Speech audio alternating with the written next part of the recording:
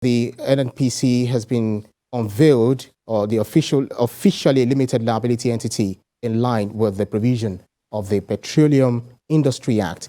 I've got joining me, Executive Director, Lead Network, Chukwuma Okenwa. Thank you so much for joining us on the Midday News. In simple terms, help us deconstruct what this means for our oil sector.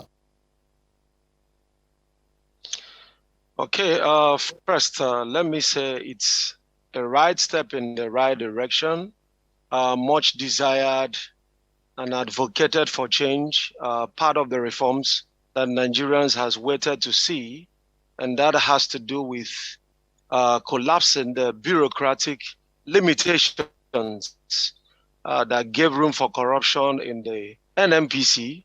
Like we know that NNPC ordinarily is supposed to manage the resources, the most vital resource we have as a nation, and give feedback to the government. What that also means is the government funds the corporation, and the corporation is also meant to like manage the relationship that the nation have with the multinationals. The NNPC was also charged to ensure that the refineries were efficient and working.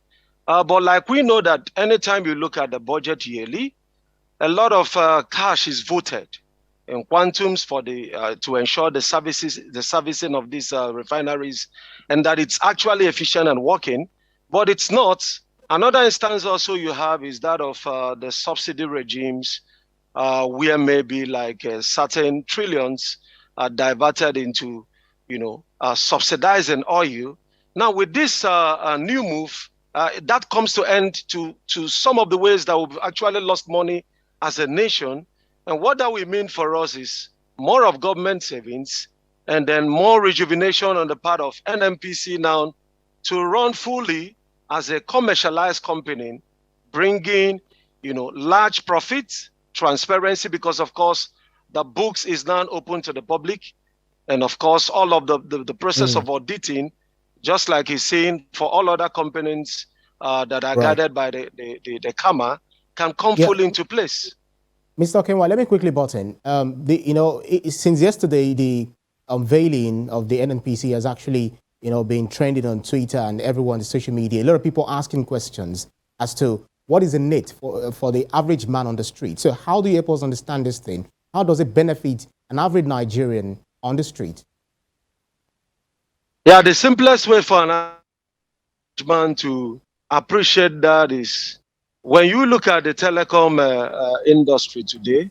We know the days of Nitel when it was entirely owned by the government, and due to a lot of corruption going on in the Nitel, to get a mobile phone then was really like a challenge.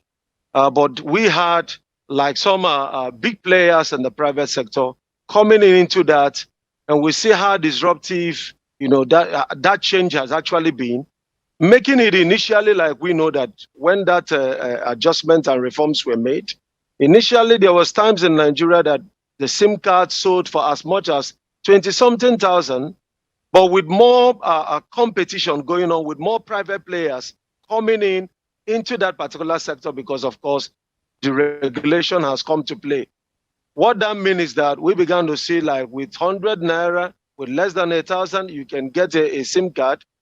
So like the initial market reaction is expected that maybe like we've seen, maybe like a slight change, of course not caused by NNPC because they have lost the right to actually regulate pump prices. But of course that initial market reactions is expected. Right. But I can assure Nigerians, based on what we've seen in some other industries, that this is going to be for the overall good of the country, and all of the issues of corruption as it has to do with overloaded budgets without having even functional refineries, and of course the subsidy fraud is going to eventually come to an end with this powerful move by Mr. President. It remains to be seen how these would definitely benefit all Nigerians, and see how Nigerians would definitely reel from these change of corporation. Chukwuma Okenwa, Executive Director, Lead Network. Thank you so much for your time. Thank you.